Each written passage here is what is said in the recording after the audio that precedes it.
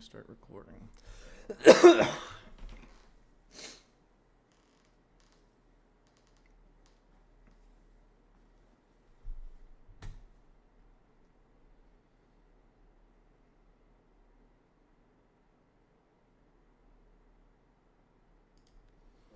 right.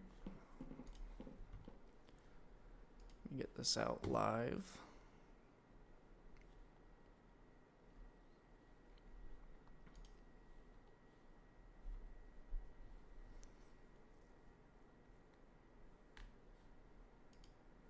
Let's see if we're live yet.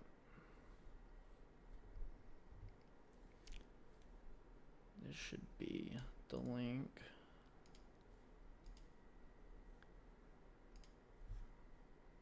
Enter.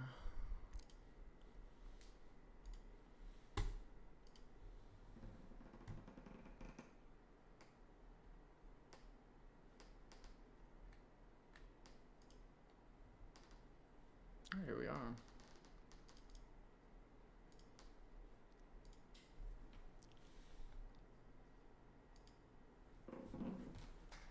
Well, I hope everybody went out and voted today.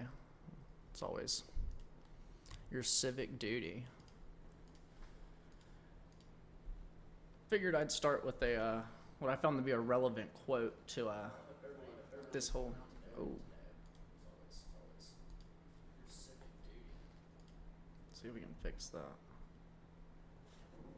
Figured I'd start with what I found to be a relevant quote to this whole.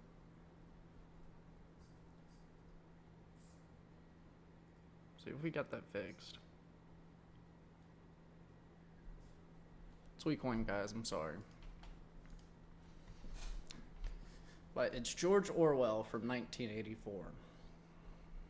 Reminds me a lot of things I've seen coming out of New York City from people on social media.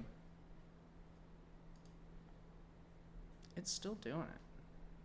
Maybe it's fixed now.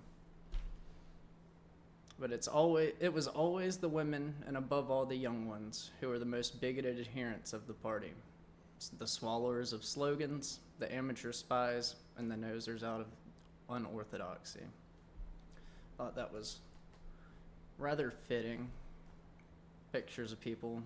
I voted. My dad told me not to vote for Mondami, and I said, "Oh, I did it anyway." We'll see where it goes. I mean, I do believe Mondani's going to be elected today. I do. I don't know what it's going to do to New York City. His promises can't be kept with a 2% tax. You could redistribute the wealth, but how does that affect the capitalism of New York City? You've got the New York Stock Exchange there, obviously the biggest stock exchange in the world. So what's the plan with that? Obviously, that's something that's going to be, I guess, addressed in the near future. You've got the New Jersey race today. I think that one will be close. I hope Jack Tritolari wins. But the irregularities out of New Jersey today are just beyond bizarre. Same thing in Pennsylvania. Seems the only honest election we're going to get today is Virginia. And I don't know how Winsome Sears wins. I mean, it would need to be, maybe 4% margins in every city. She would have to keep it that close, and then just a record turnout in Southwest Virginia, and a record conservative turnout in Newport News area. And I don't see that as happening. But let's look a little bit more into, I guess, the sequence of events today. We started off with people showing up to the polls bright and early this morning to find out the machines didn't work. Now, I don't know how you start off the day on election day with voting machines that don't work. It makes absolutely zero sense. Hello, MSJ. I don't know how you start off the day with election counting machines that don't work. You get a little bit further into the day, you start receiving bomb threats across New Jersey. I think it was 7 locations there. So you obviously can't go in the building while they're clearing out bombs. You can't vote during that time, so people decided it was probably best to just go home. I guess probably just go to work. I mean, people wake up early, they go vote before work so they don't miss any part of their day. And then they're told the machines don't work, and then they're told there's a bomb threat inside. And they go to work. Hopefully they have time to vote on the way home today, but obviously that's a big change of plans for one day. You've got... And then, obviously, once those bomb threats were cleared out by local police and sheriff's offices, you've got the machines not working again. What is that? I mean, maybe they didn't get them fixed from before the bomb threat, and then they reopened the polling locations, but that's a little suspect if you just put it all together. So that's a couple hours knocked off of elections. Some of these included, I guess, very conservative leaning counties in New Jersey. This one's showing a 12.5% year over year increasing turnout for conservatives. And this is one of the locations where machines were down, Cumberland County, New Jersey.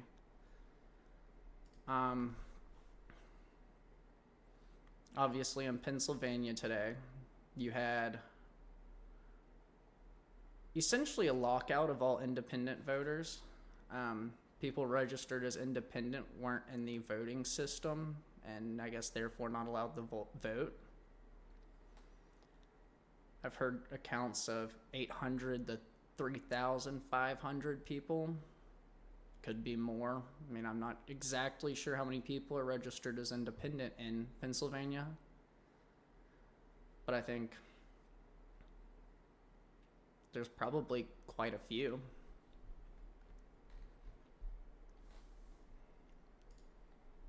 And I guess obviously in New York City today there was the ISIS terror memo that went out. I'm not sure what to think of that.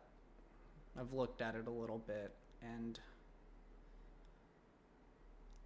it seems fishy. I don't know if I don't know that it's written by anybody from ISIS, honestly. It's in English. It's got obviously the ISIS flag on it. It's called Operation Manhattan Project. And they're calling for a jihad in New York City, I guess to celebrate the election. I'm not sure.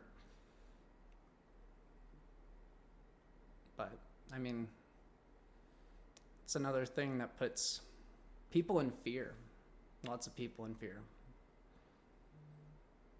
I mean, imagine being told you're going to be massacred today if you go vote. How would you feel?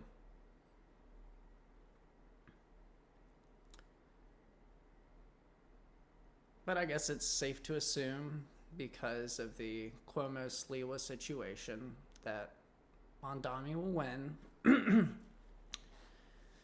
The Democratic Socialist. So,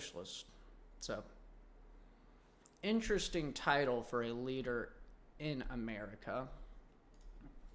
I wanted to look back at some of the socialists through history, and maybe we can get an idea of where New York City is going. There's a number thrown around.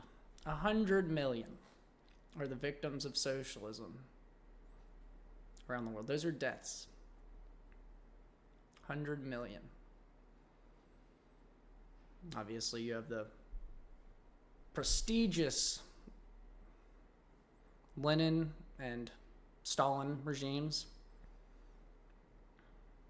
upward of 43 million people. You got Josip Tito, upward of 500,000. Nikolai Cheskow, roughly 100,000. You got Mao Zedong, roughly 73 million. Pol Pot, roughly 3 million. That would have been 25% of the population then. Kim Il-sung, through Kim Jong-un. I mean, the numbers are still rising. The estimate right now is 1.6 million. We've got Ho Chi Minh, roughly 500,000.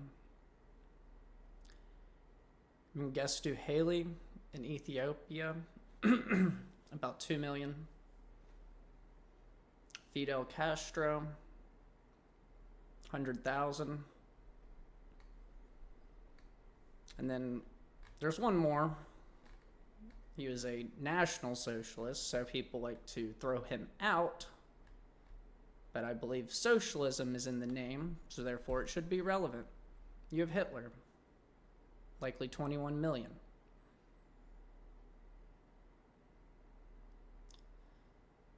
So, and upwards of 32 million. That would be including times after people from outside of his nation he killed.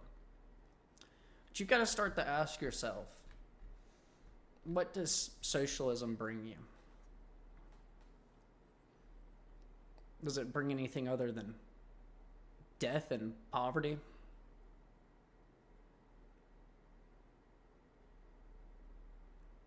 And I'd answer, probably not. I mean, you could look at Cuba. I mean, there's actually a concerted effort by a small group of Cubans, but they have been trying to do Street View in their country. Basically, like Google Street View. It's very... it's at a very early stage right now. Mostly you would just click on a spot, press play, and it'll take you down the street with like a video or pictures. Cuba looks like an apocalypse. It looks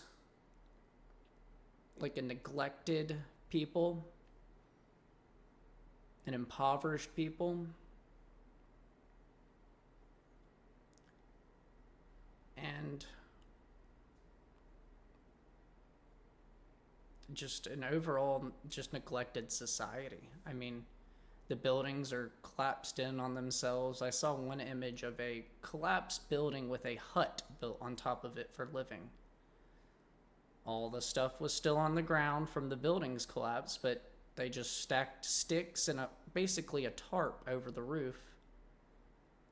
And that's somebody's home. That is a socialist home.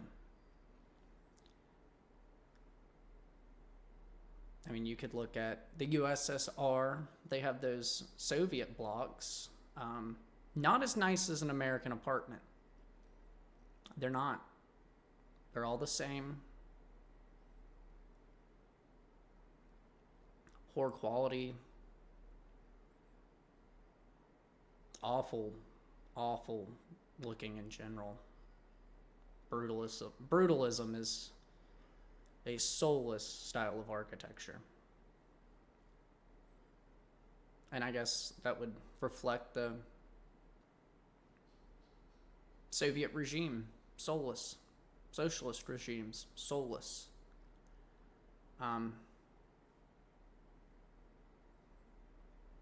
So I'm worried for them. I'm worried for myself.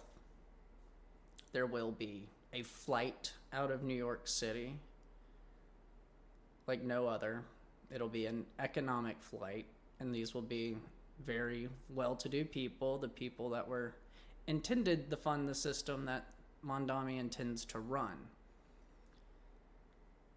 So if he can't take from the one percenters, well, who's he going to take from? Well, it's going to be everybody else. He's offered free busing, which is an absolute nightmare when you think about the safety of it. Replacing police with mental health guidance counselors is ridiculous given the crime in New York City. I'm sorry.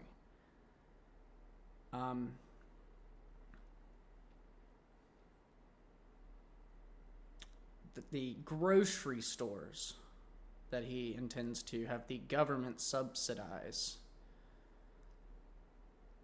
are not going to work. They haven't worked anywhere in America, and in fact, I don't think they've worked anywhere around the world. So it's going to bring everybody down, it looks like, unfortunately, and we'll all see the consequences. The New Yorkers will leave. Hopefully, if Jack Cittolari gets elected, they'll have somewhere to stay close by where they won't have to deal with that madness except for during the workday. Just drive and commute to New York City. But if he loses, well, where do they go? We know where they always end up. It's Florida. Now, maybe they will learn their lesson this time and not bring their bad ideas with them. But as you can see in places like Texas, where the Californians flock to, they often bring their bad ideas with them. So I guess in a way it directly affects me, and that's kind of why I'm invested in this. I had hoped that they could pick somebody who wouldn't make a collapsing system, but I fear it's inevitable. Let's look at a few other elections, I guess. I commented on Virginia. I think Winsome Earl Sears, I love her. She seems like a stellar woman from what I've heard. But I do not see a real path to victory. I don't think anybody does. The market's odds sure don't. So the closest one I do see is the New Jersey election, and that's, I guess, what I'm holding out hope for. I don't know that it's likely. I think just the irregularities today alone will push Mikey Sherrill over the edge. I hope Jack will contest that. But unfortunately, Republicans are known to just roll over and die when the going gets tough. I fear that with the government shutdown, they're going to roll over and fork over the money for absolutely ridiculous purposes. Another interesting election today is Proposition 50 in California. That's going to be their redistricting vote for, I believe, the next 3 election cycles. A gerrymandered, rigged map. And I don't think that conservatives often have the pull to these off-year elections like liberals, because most of them work and aren't cashing out on SNAP benefits all day. So it makes it a little bit harder to get there when you have something that you have to do all day that day. It's not like everybody just gets the day off. It doesn't work like that. Somebody has to keep the shop open. The shelves need to be stocked even on election day. And maybe next election day in New York City, none of the shelves will be stocked. I think that could be likely. It would fit the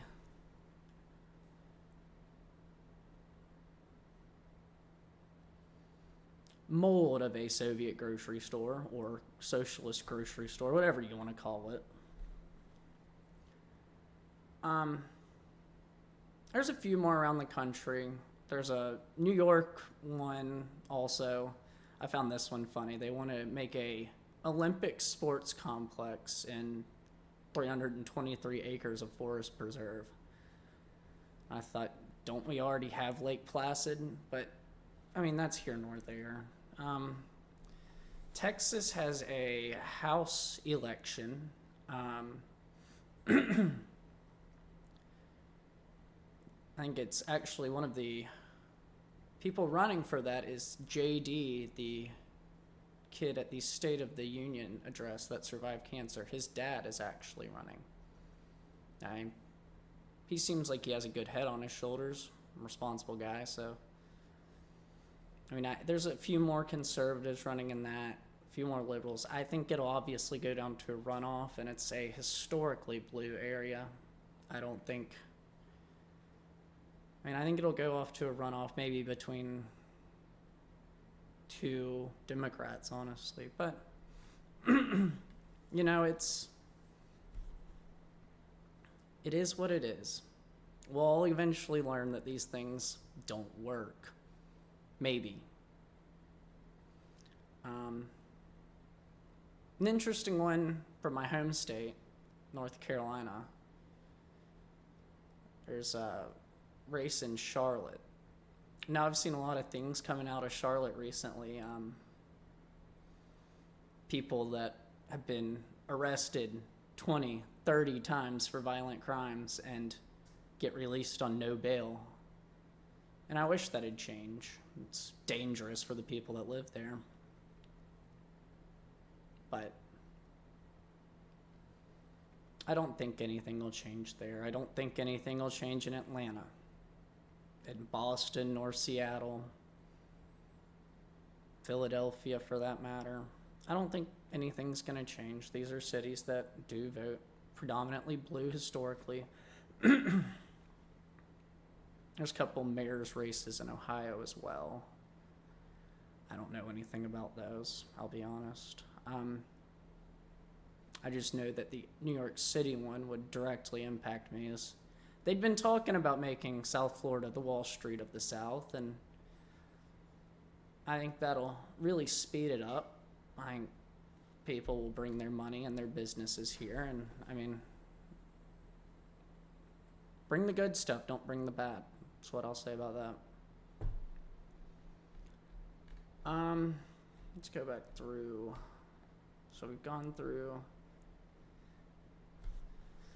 just some random things happen in New Jersey.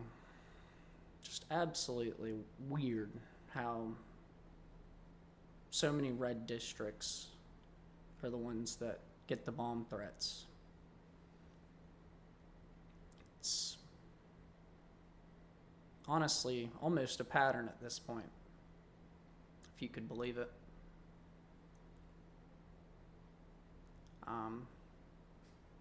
Like I said, Virginia's looked fine. Not many reports, if any, have came out of there of, I don't know, election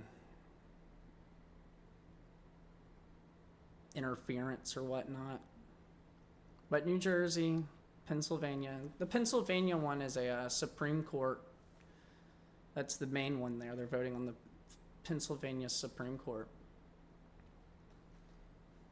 But, you have independent voters unable to vote, which is an issue in any sense. Everybody should get their voice heard. That is the reason we do vote. This is the reason this is a democracy and not a dictatorship. That's because we have these opportunities to vote. And doesn't look good when you start taking them away. And this isn't from the president that's taking them away. The president is not calling in bomb threats to conservative districts, guys. No, I would say this is probably the Redditeers and 4chaners of the world, and you could probably find where they've organized this on one of those sites or Discord.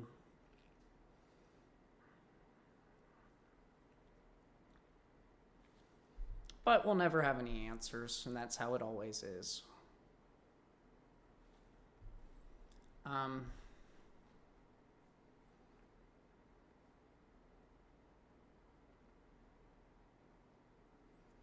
I just want to say that I personally humbly believe this isn't going to, the New York City election is not going to impact the rich like you think it does. It's not going to redistribute the wealth. It's not going to make people like mine, or people like me, it's not going to make our lives better. What I mean by that, a young college student is probably, or post-college student, young adult, whatever you want to call it, 25 to 16, I'd say probably 25 to even 12 range are going to be the most impacted by this. It's going to be likely very violent there, unfortunately. I mean, that is the consequence of getting rid of a police department. That is the consequence of greater poverty and disparity of everyone. It's not going to bring like all this food to the government grocery stores. No, it's not going to bring that.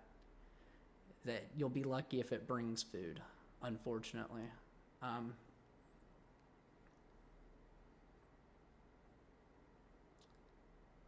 So what else would it mean for?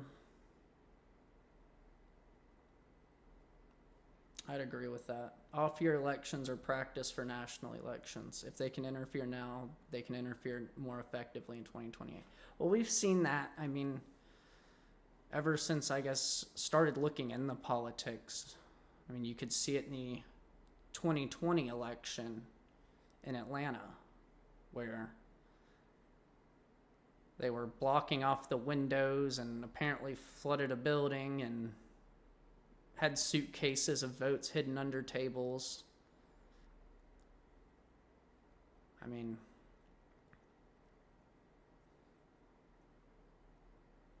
I do think that we'll see some of that now, and we'll see more in 2028.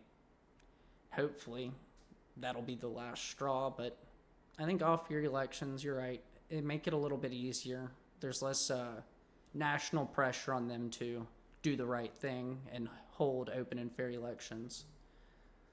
But getting back to how this is going to affect young people, there's going to be less police. There's going to be mental health counselors instead. Well, who do you call if somebody's robbing you? Well, you would call the police. You wouldn't call a mental health counselor. That's for after. That is for your PTSD of the situation. But I fear there's going to be a lot of kids or young adults that will get caught up in a growing crime wave. And there will be gang violence. There will be more. I mean, the correlation is there. You stop the police or have less police and the crime rises because there's less police in areas where there's high crime. And it's going to affect those mental health counselor responders. The dude with a knife that says he wants to kill people normally can't be talked down that easily, especially if he's already started doing it. And that's, I guess, my main fear is I think, like I said in that George Orwell quote, it's going to be the young people, the most loyal adherents that are going to get the most punishment for this. The wages aren't going to go up. The wealthy are going to maintain their wealth with every bit they have, or to the end of the world, I guess. I'm not sure how I want to say that, but They will try to maintain their wealth. They will move. And then if they start getting taxed more, they're going to try to tax their employees. What would that look like, taxing your employees as a company? It'd look like lower wages. It'd look like not getting a raise in years. It'd be the cost of living going up and your salary staying the same. So, I don't know where New York will go from here. It'll be a couple of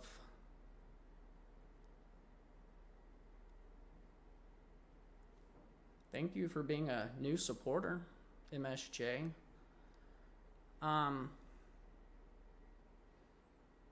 Sorry, where was I? Made me happy. Got my first supporter, guys. Oh,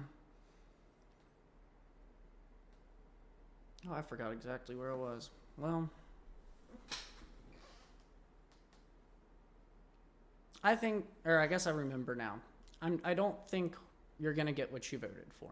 You're not. The 2% tax doesn't equate to having free buses and subsidized groceries like it's claimed. It just won't. The money doesn't stretch that far. Historically, Democrats can't make money stretch that far.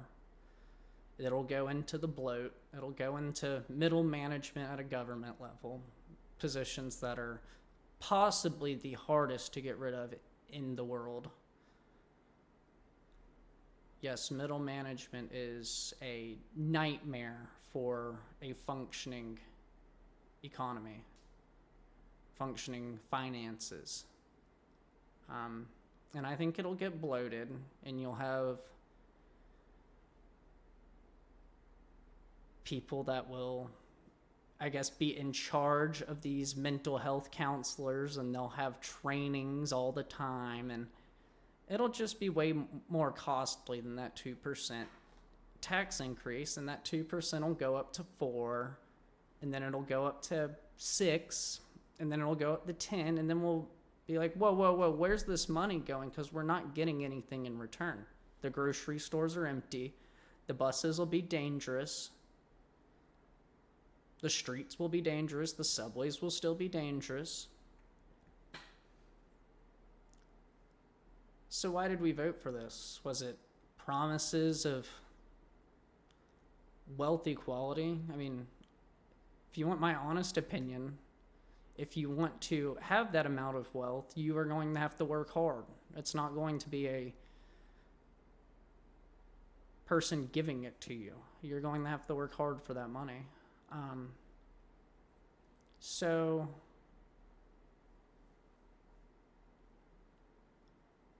yeah, I just don't understand. Is it a jealousy thing of those that have that much money?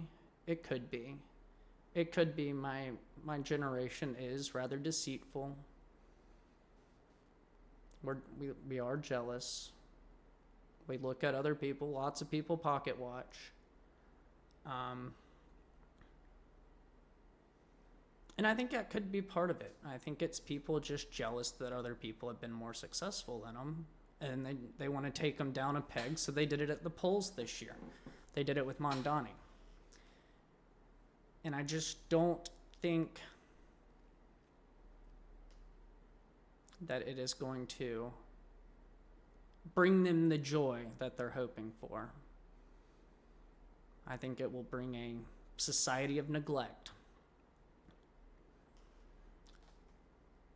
Now, do I think there will be other socialists elected in the future? I think we'll see what happens in New York City pretty quick. I think we'll understand it's going downhill.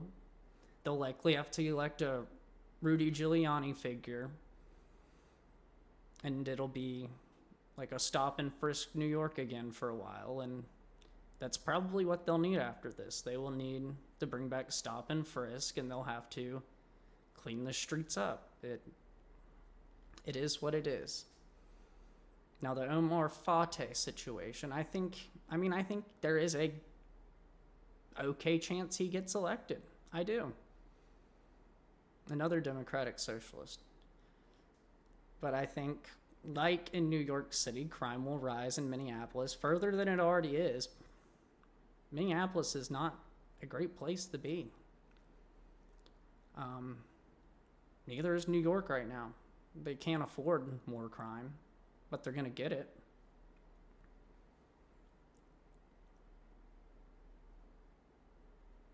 And it's a scary situation. It should scare everyone. It really should. It should scare you that a socialist runs New York City.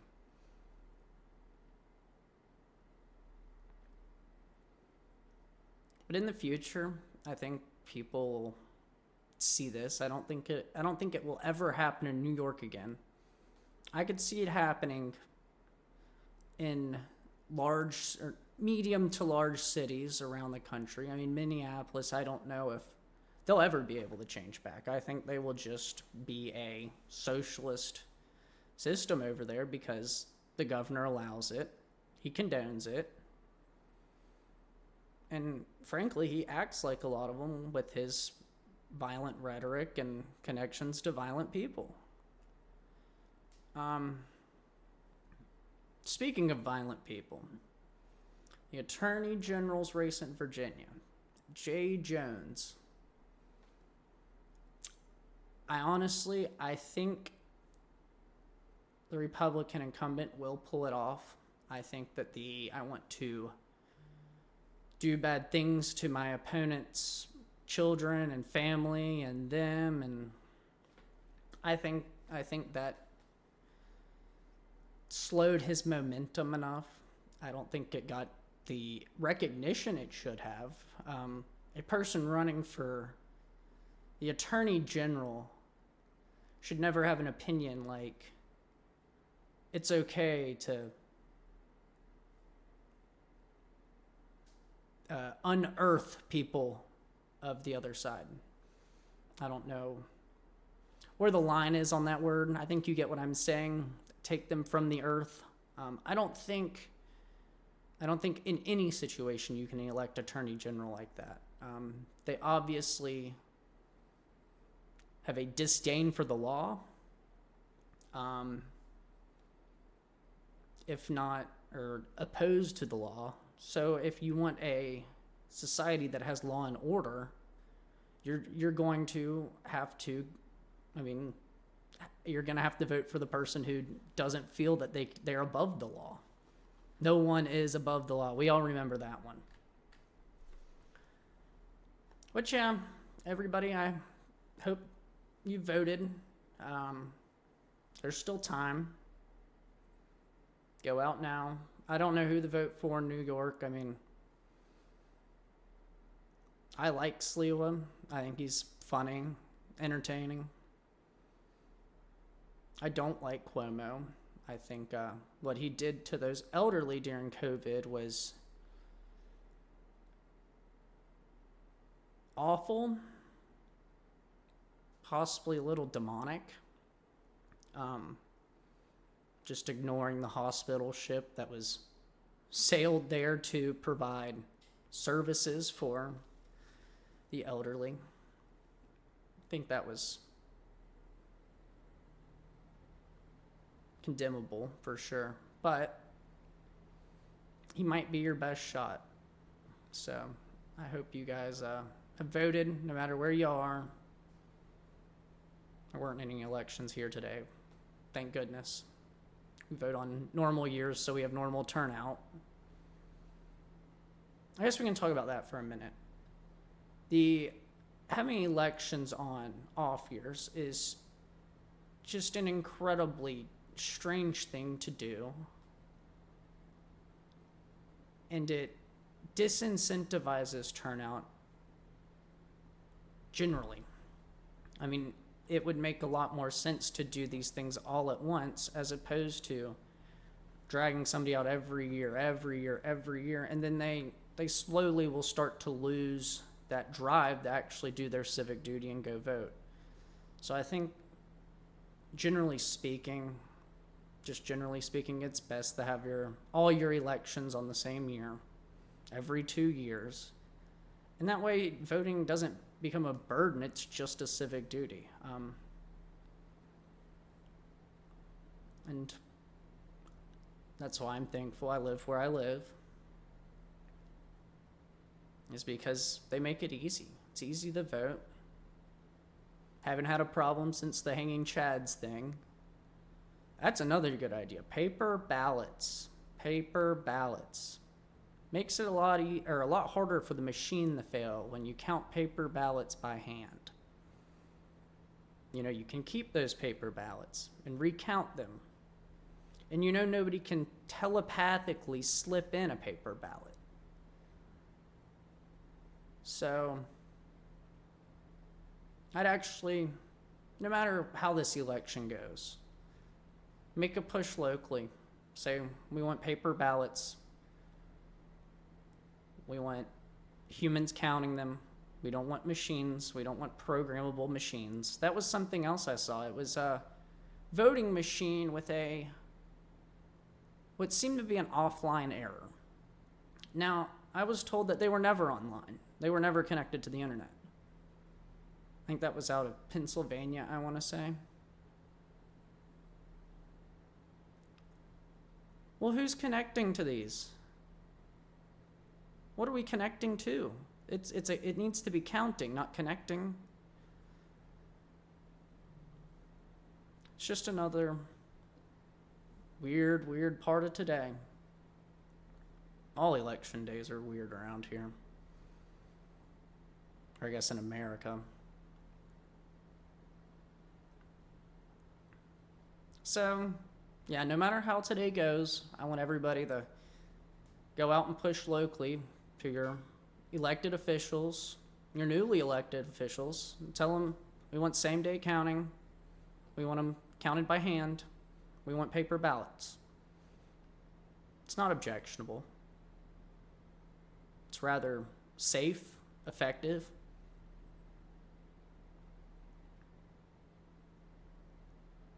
That's your mission. Have your local area have paper ballots counted by hand next election. I think that's going to be all for today. I don't have anything else. Go vote if you haven't. I can't keep you until the polls close. So if you haven't, get out there and go vote. Do your civic duty. Have fun. Make your voice be heard. Whether it's to your locally elected official for those paper ballots and hand counting, because it just makes more sense. Or if it's going to the polls today if you didn't intend to. And just get out there, make your voice heard. You can always hope for miracles. So my people on the East Coast, thanks for listening to me on your ride home. I hope you made it safe. To my people further west, hope you finish off the work day strong and you get home safe as well. I'll talk to y'all again soon.